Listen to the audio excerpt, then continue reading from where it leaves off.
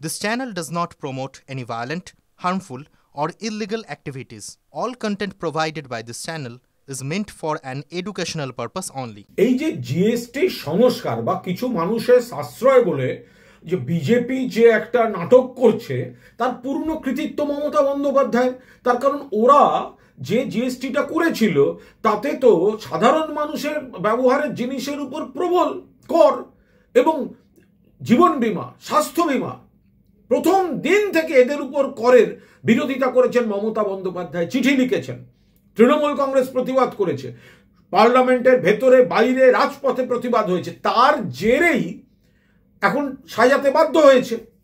ফলে তারা ক্রেডিট নিতে চাইছে। মানুষ জানেন তৃণমূলের দাবি, মমতা বন্দ্যোপাধ্যায়ের দাবিতে মান্যতা দিয়ে চেঞ্জটা হয়েছে। পাশাপাশি আর একটা জিনিস, আজ কিন্তু এখনো পর্যন্ত যা খবর সারা দেশেই বহু জায়গায় পুরনো রেটে চলছে বলে অভিযোগ আসছে। অর্থাৎ কেন্দ্রীয় সরকার মনিটরিং করছে না, কেন্দ্রীয় সরকার লোক দেখানো নাটক করছে, কিন্তু কেন্দ্রীয় সরকার মনিটরিং করছে না বলে পুরনো রেটে যেগুলোর কম হওয়ার কথা, মমতা বন্দ্যোপাধ্যায় এবং তৃণমূল কংগ্রেসের দাবি মেনে যেগুলোর কম হওয়ার কথা, সেগুলো কিন্তু অবিলম্বে কেন্দ্রীয় সরকারের মনিটরিং দরকার।